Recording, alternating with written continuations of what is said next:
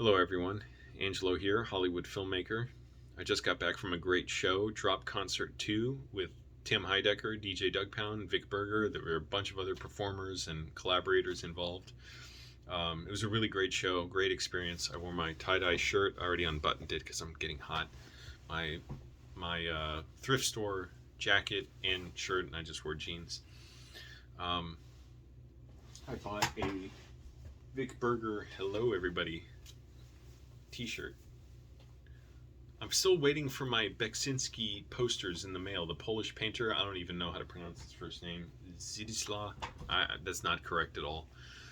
But I'm kind of annoyed by that. I emailed them and they didn't reply. So, go figure. But had a great time.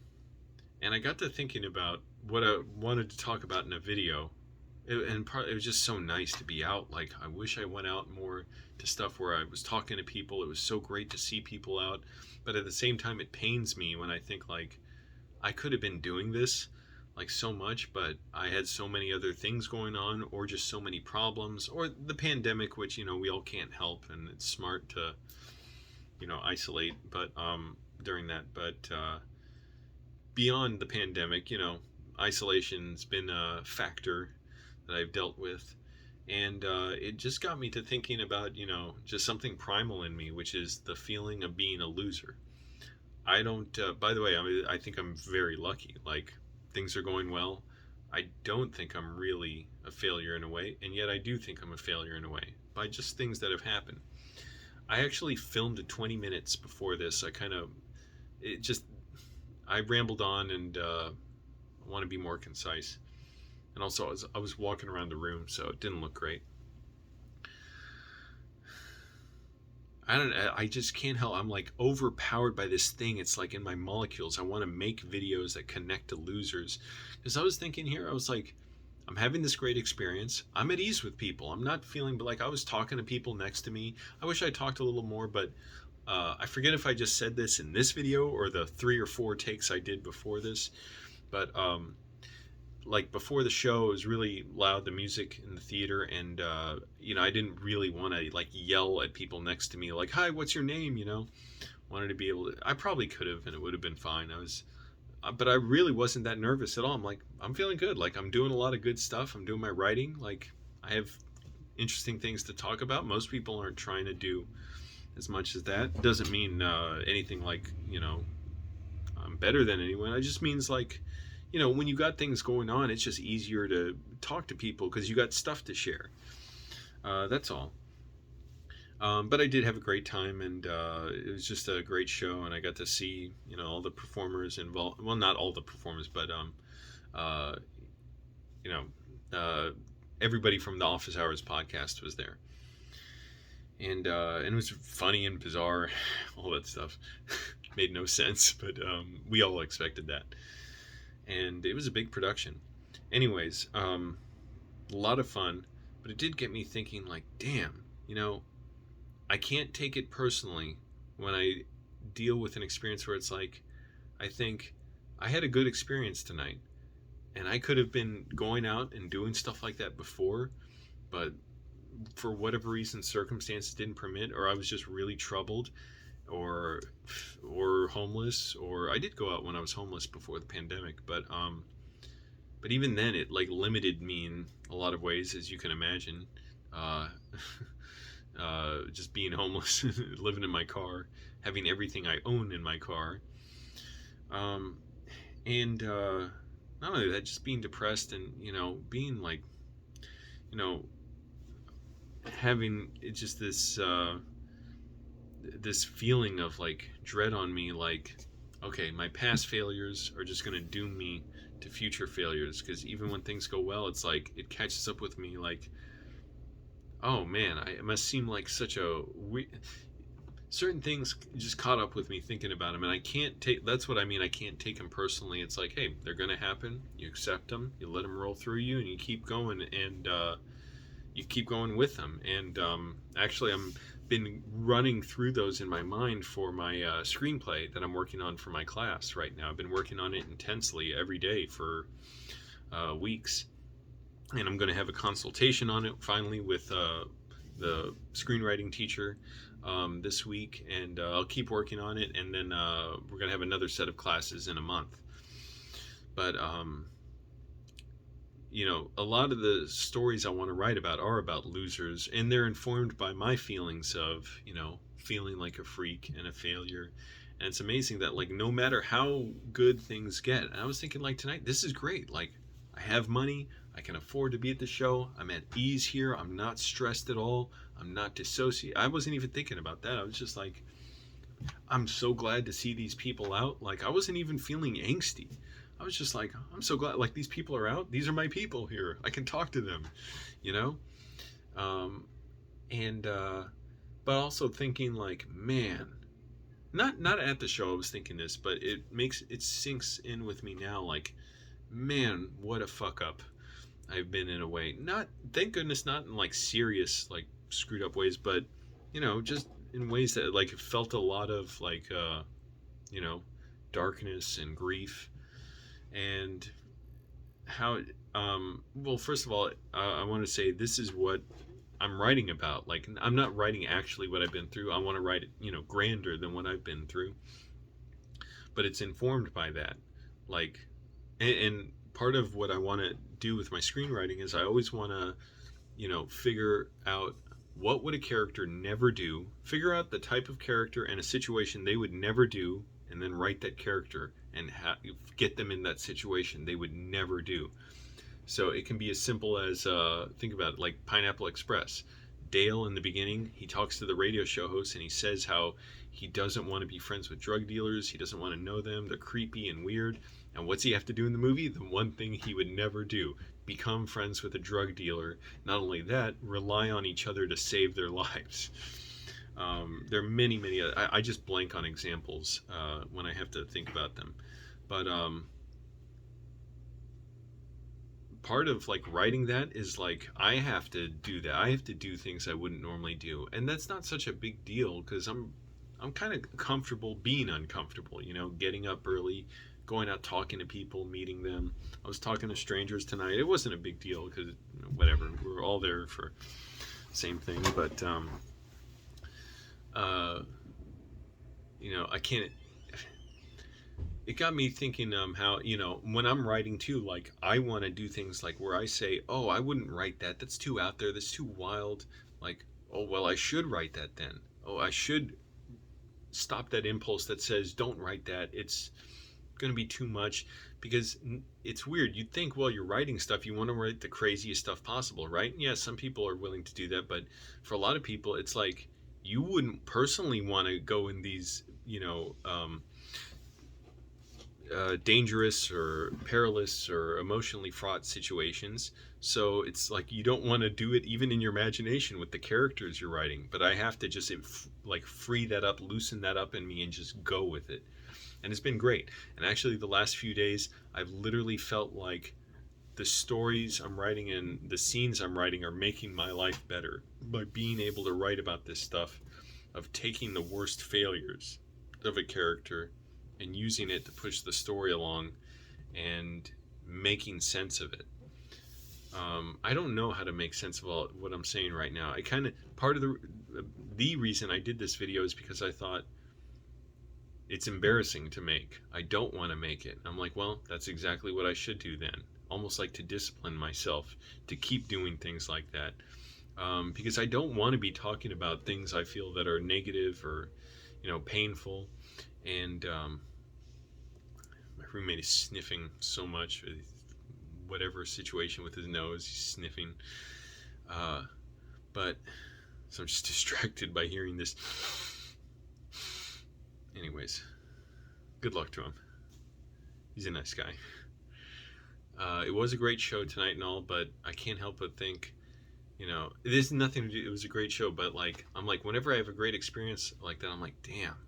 Like, I could be having experiences like this more and being out and meeting people, but, like, it gets to me that, you know, even if I have more of them like that, I'll have this pit in me, this, you know, bleakness in me that says, you fucked up so bad, Angelo, by just being isolated alone, and you were homeless and disabled and stuff, but there's nothing I could do about a lot of that stuff. Homeless, yeah, could have gotten out of it, I guess. Would have been really difficult without the job I have. But, just like you go backwards, like, okay, developed this dissociative disorder when I was 17, excruciatingly painful. I felt like it was like going through terrorism. I mean, in my own mind. And, coming out of it, I was not the same. It's not like, oh, I'm out of it. It was, at this point, I didn't even know what mental health was. I literally thought God was torturing me and that God had abandoned me. And just from there, it was unrelenting, never ended. Like, I was never the same. And, it led to worse and worse relapses of that disorder, and I'd be disabled for like a year at a time with it, and then in the years in between being disabled, I was not the same. I was barely hanging on to my wellness and trying to make my filmmaking dream happen. But it was just, I've been thinking so much about the idea of failure lately because it's what I want to see in movies and what a lot of my stories are about and what the one I've been writing is about. And it just gets overwhelming in me. Like, the worst part is when people, it's like they look at me like, oh, I can't believe, like, you, went through that, or you, like, oh, you never finished college, or you never, like, you seem like a smart guy. Or even this it didn't hurt, it didn't bother me. But when the lawyer I dealt with after my car crash, where somebody crashed into my car while I was sleeping in it, back when I lived in my car, I was sitting in his office, and he's there with the other lawyer who was working on my case, and he said, you don't seem like a homeless person, or something, like, or you don't seem like a guy who lives in his car. And I was like, yeah, I get it, I can speak articulately, and I don't seem super rough or anything. And certainly, I look reasonably dressed. I mean, I'm pretty sure I just had on a t-shirt and jeans and a jacket. But, stuff like that, it gets to me. One of the worst, it's still to this day, it's like, how many years later? 14 years later, it still kind of haunts me. I gotta undo my laces. I still have my shoes on coming home from the show. This girl I was going out with, who I'm pretty sure this incident made her really start to turn on me. She wasn't mean to me or anything. She was incredibly nice. She was very, very nice, but just made her lose interest in me and start to that downward slide pretty quickly. Like, from that night through the next, saw her 2 more times, I think, before she broke up with me. She asked me, what did I do on my birthday last year? And it was so horrible, feeling like my past is haunting me now. Like, so what I was doing on my birthday the year before that was I was involved long distance with a woman who was an abusive alcoholic, who was getting drunk and yelling at me every day for hours. And it was just so disturbing. And I didn't understand what alcoholism was. I didn't understand what the situation was. I kind of believed everything she was saying in terms of like, oh, well, things just aren't going well for her, so that's why she's drinking today. But, if only things are just get better for her, then she'll stop drinking. I had no clue what all this stuff was, in addition to whatever other problems she had. And there was a lot of other stuff. It was such a disturbing situation. Like, I couldn't believe how I ended up in this thing. And that was the first woman I was really ever involved with. Sort of. I mean, there's sort of hanging out, being around, but I was always so troubled, so disturbed. I could not be close to anybody. Like I said, my dissociative disorder messed me up so bad. I was having delusions that the devil was trying to possess me in college. Just terrible, bitter pain. I didn't know how to function. I didn't know how I was supposed to get through life. I was just kind of quietly suffering and trying to work a job at a movie theater while I was going through college, and I was getting incredibly depressed, like to where I would literally wake up and see black and think the world was ending. Geez, sounds like a choo-choo train now, my roommate's nose. But anyways, so she was drunk and yelling at me on my birthday because she sent me a gift for my birthday, and supposedly it went to my house, and UPS said a woman signed for it, didn't say the name, But in reality, it didn't come to my house. It never came to my house. So I felt horrible because it's like, well, she wanted to be nice to me. She wanted to actually give me something, and she got rejected. It just felt horrible to me, to know like she wanted to reach out and be kind, and she couldn't even do that. I'm like, fuck. And then on top of that, her getting mad at me, she was convinced my mom took it and hid it from me. She did not at all. Like, that was so ridiculous. She wasn't thinking straight because she was an alcoholic. And I think she likely knew my mom didn't do that. Maybe she didn't, whatever. But it was so horrifying. She was just yelling at me all day about how she wanted to do this nice thing for me, and she paid extra money to have it sent right on my birthday. And so this other girl then a few months later asked me, what did you do on your birthday last year? And I thought of all that, and I felt incredibly guilty even talking about another one. Like, I just always was racked with guilt. I couldn't even like bring myself to say anything about another woman because I thought like I just couldn't live with myself. I know she wouldn't have cared, but I would have felt sick to my stomach to say it. So I just looked down. I was like thinking what to say, and I said nothing. And she kind of furrowed her brow like, huh? Like, and I don't know if, I think she had no idea what I was thinking. So she must have just thought I was just, sad that I didn't do anything on my birthday and that I had no friends or anything, which wasn't true. But yeah, I could see like after that, she quickly was losing interest because I couldn't be close to her. And it haunts me that like I shut her out when I was in whatever, it's a normal thing.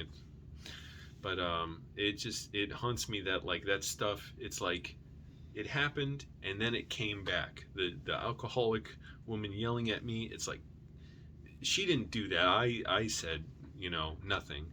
But that it screwed me up again. And then when that girl broke up with me, I was just crushed. I was absolutely crushed for like a year. And but experiences like that moment still haunt me. I'm like, I didn't get, she was just trying to reach out and be nice to me, and I just shut her out because I was like, I don't even know what to do. I don't know how to process this. And then more relapses of my dissociative disorder, more years of disability. And it's just upsetting when people like say stuff like that, like, what did you do? It's like, holy fuck, how do I even talk about that? How do I even explain? Now, here's the thing. If I was just honest and like if I had that clarity within me, it would have been a lot easier. I could have been like, I was getting yelled at by this alcoholic. It would have just been a fun thing. Like, hey, this was wild, went through this.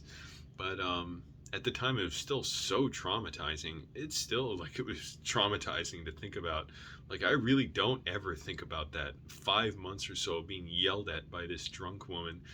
I didn't know what was going on. I was just like, okay, hopefully she doesn't drink today. Anyways, that was a messed up situation. Or stuff like, remember in high school, this girl was, she was a grade above me, and she was just asking me about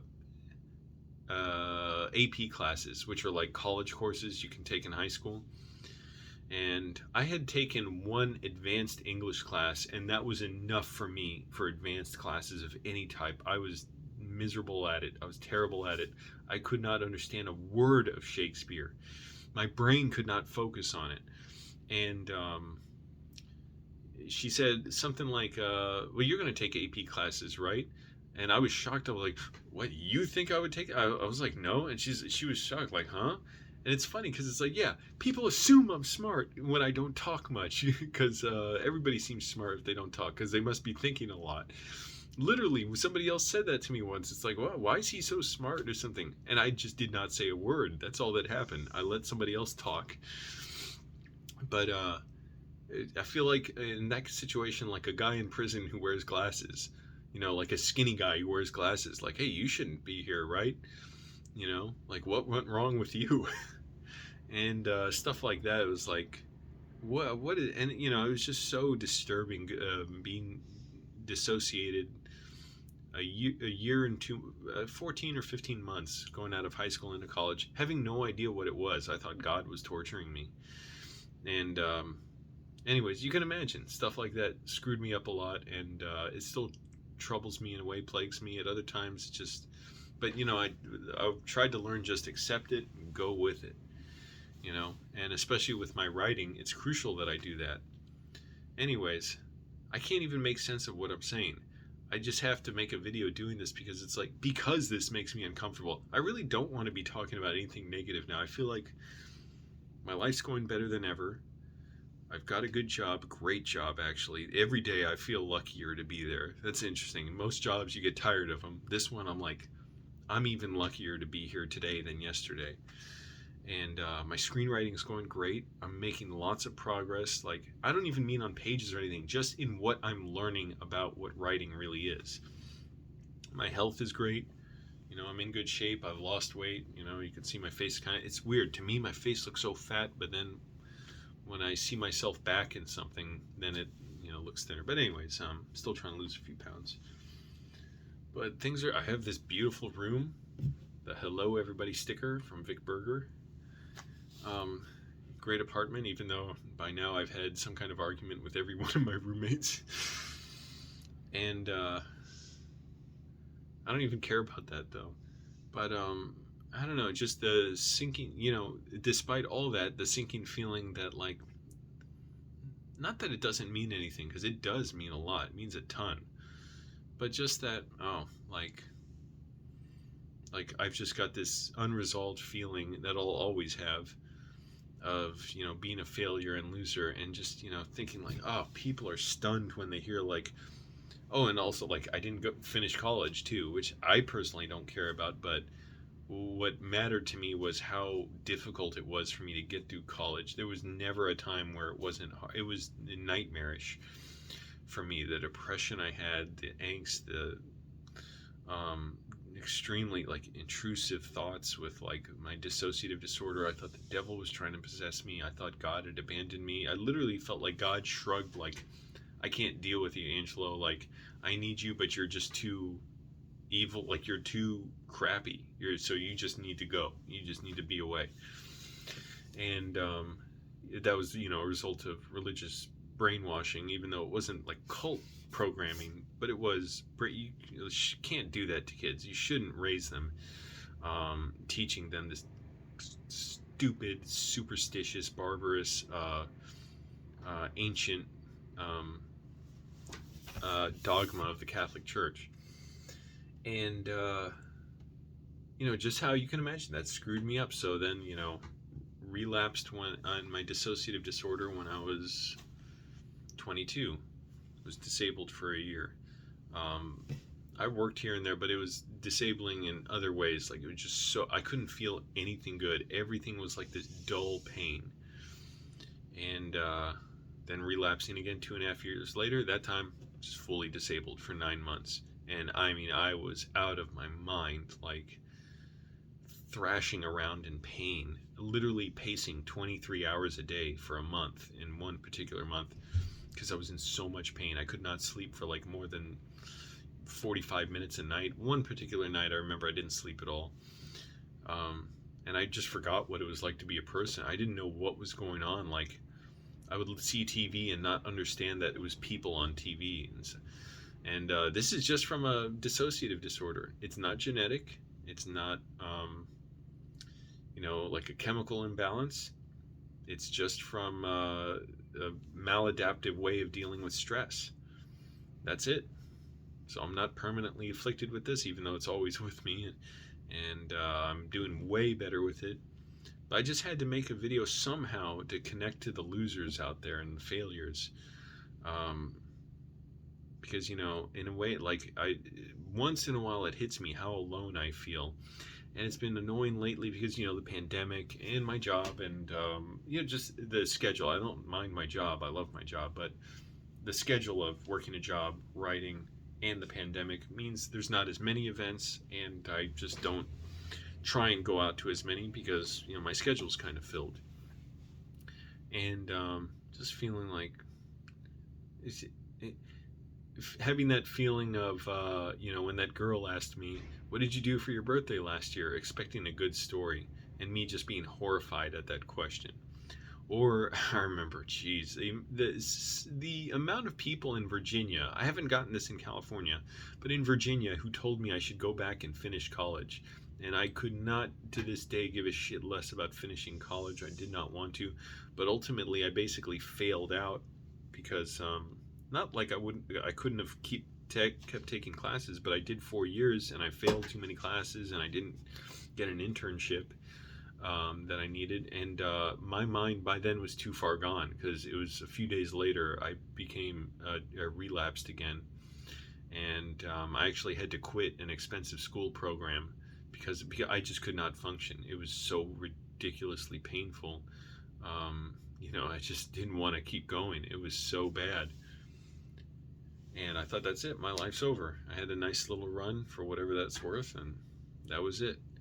Like, I'm going to be stuck this way the rest of my life. And it was another year of that. To this day, the most lonely night. Being homeless was nowhere near lonely as that. And I lived in my car for 2.5 years, but that wasn't as painful as that. Even though I did relapse again, and that was quite painful. But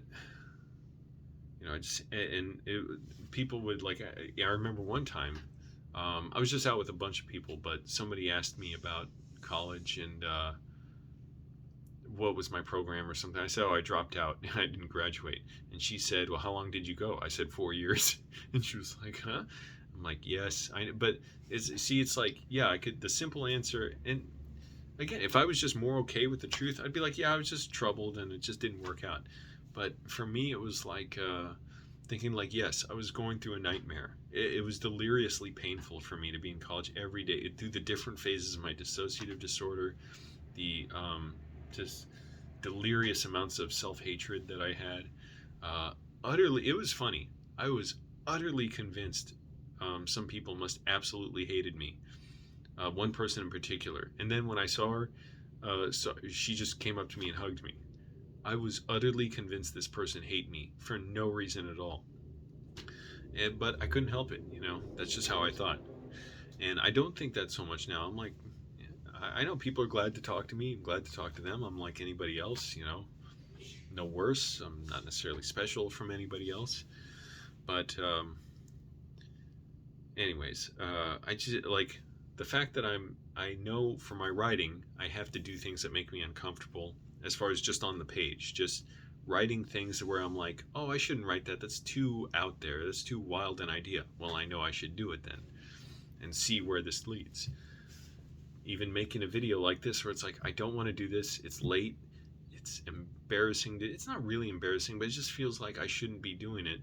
But I'm like, well, should I? It feels like a failure. That's what it feels like. It feels like, well, why would I talk about these failures on video when things are going so well?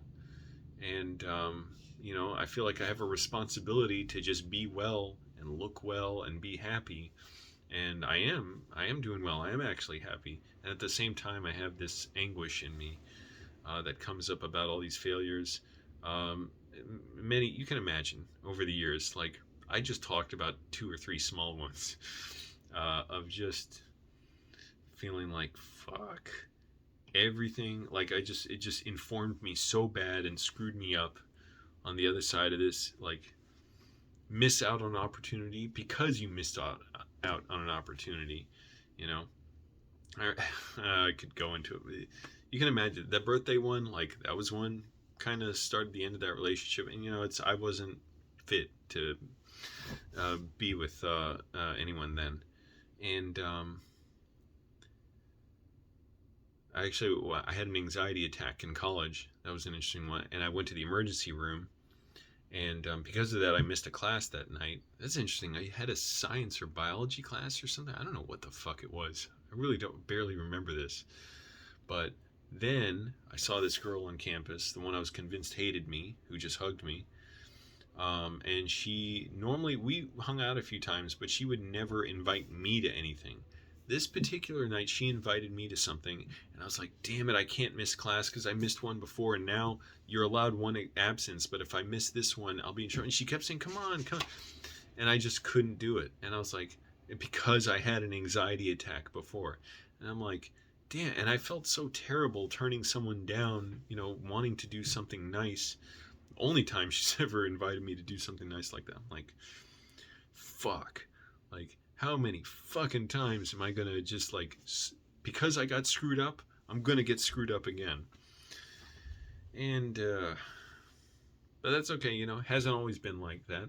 Then again, I also had good experiences too. So then again, I think about those and they got screwed up as well. But you know, that's all right. A lot of people go through that stuff, but I just had to do this in a way because it's like at a certain point, I feel like I'm being dishonest if I don't just say what a failure I am and kind of embracing it.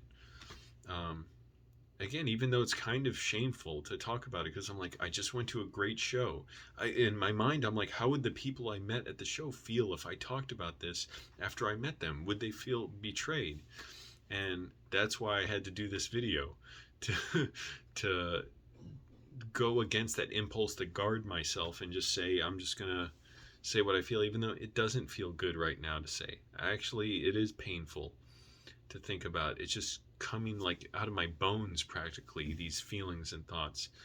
The big silver lining to it is these feelings are absolutely essential to the screenplay I'm writing. And I've been so thrilled with the last week of this part of the screenplay I've been working on that I'm just so happy about, and I'm just so excited to work on. I'm like, this idea has become a dream that's made my life better. Almost like a person coming into my life and making it better. This dream did. So, you know, it's weird. At one time, I feel like a complete success, and at the same moment, I feel like down here like an utter failure. I'm doing both at the same time. Isn't that interesting? But I feel like there's no reason to watch this video.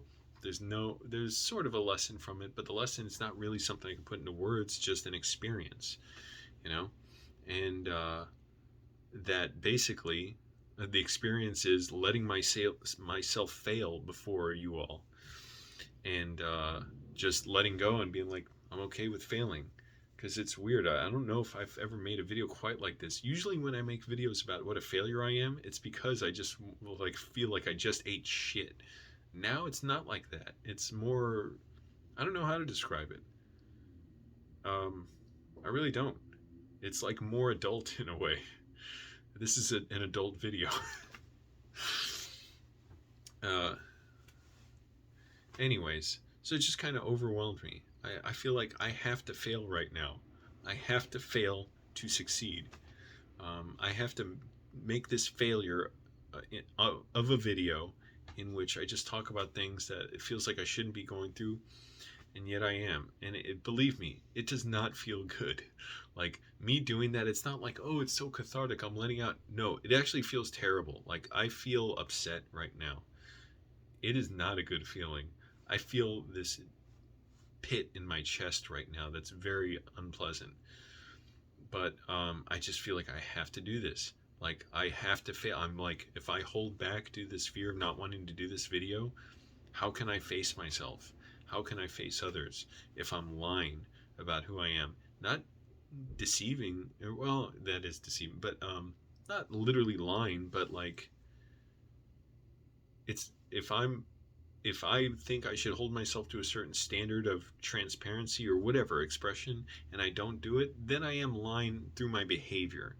I'm not really saying what I'm going through, and that's just not right. So it's like there's no aspect of this that's like, oh, it's redemptive. It's like I'm better. It's like, no, I'm gonna end this video feeling this like a welt in my chest, but I just have to do it. I have to fail in front of you all,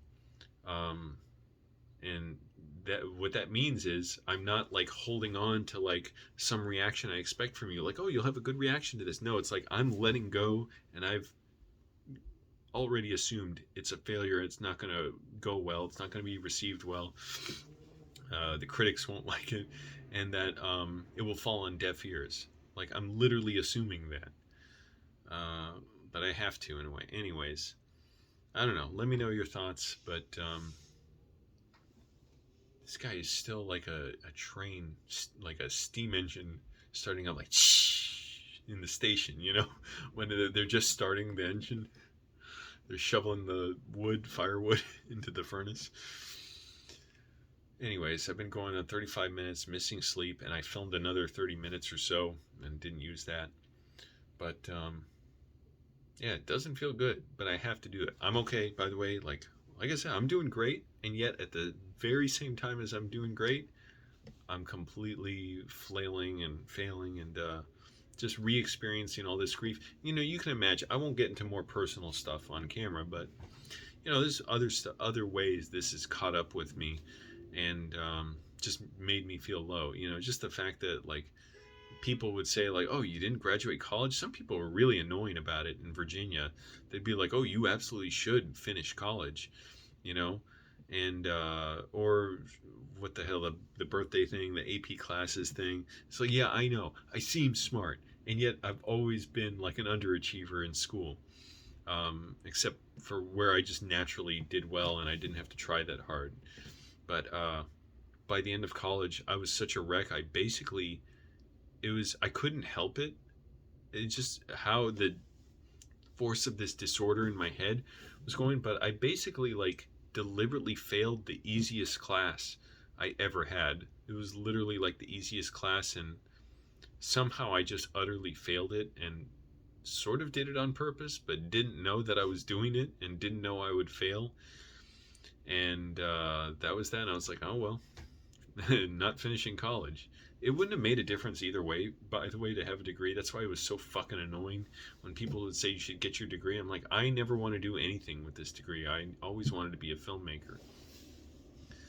I was going to college for computer science, and I was failing consistently at that. I failed like 3 math classes, so I switched to public policy, and then I was just failing out of that at the end. Just 'cause I didn't care, and it was, to me, it was just to pass the time. But I was never going to use anything with it. So, anyways, and I was so troubled. There's no note to finish this video on. There's no finish for it. It's simply going to end.